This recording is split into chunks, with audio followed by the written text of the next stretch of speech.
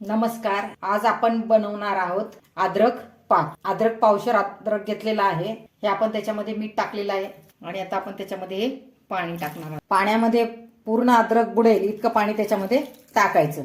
मीठ टाकल्यामुळे ह्या अद्रकाला लागलेली माती किंवा घाण आहे ती सर्व काय होणार आहे, या पाण्यामध्ये निघून जाणार आहे.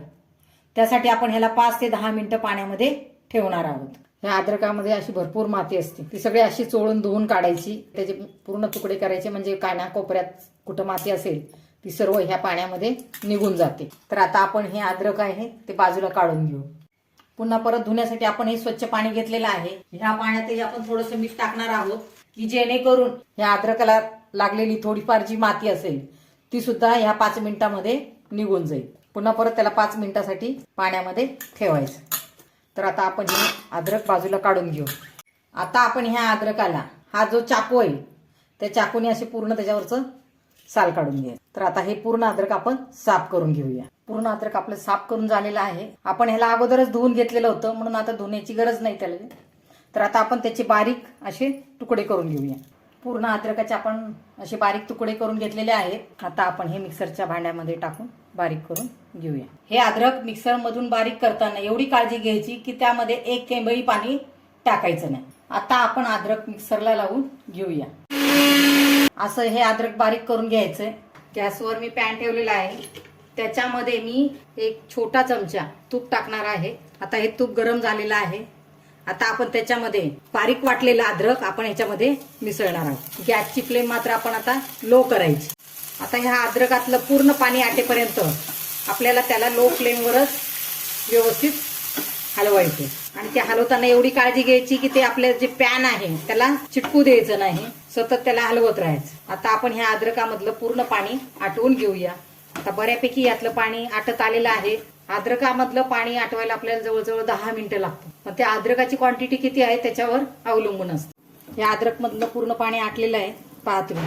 आता आपण हे अद्रक काढून घेऊया.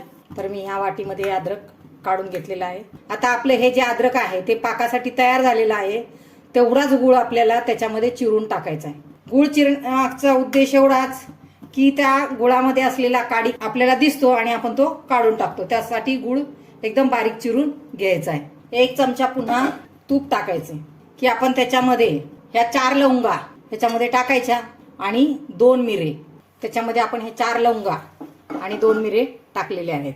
आता मिरे आणि लवंगाचा वास सुटला की आपण त्याच्यामध्ये हा गूळ टाकणार आहोत. तर मिरे आणि लवंगाचा वास यायला लागलेला आहे. जेवढं आपल्या पाकासाठी अद्रक तयार झालं तेवढाच गूळ आपण याच्यामध्ये टाकणार आहोत. आता हा गूळ व्यवस्थित हलवून घ्यायचा. ह्याच्यामध्ये 1 थेंबही पाणी टाकायचं नाही. पूर्ण गूळ वितळलेला आहे आणि त्याचा पाकही तयार व्हायला लागलेला आहे. गुळाचा हा छानपैकी पाक तयार झालेला आहे. आता त्याच्यामध्ये आपण हे अद्रक मिसळणार आहोत. पूर्ण अद्रक जे आहे ते व्यवस्थित मिसळायचं. गॅसची फ्लेम कमीच ठेवायची. आपलं पूर्ण अद्रक मिसळून झालेलं आहे. आता बारीक गॅसवरच आपण आता त्याला 2-3 मिनिटं शिजू देणार आहोत. ह्याच्यावरती झाकण ठेवायची गरज नाही. आता आपण ह्याच्यामध्ये चिमूटभर वेलची पूड टाकणार आहोत.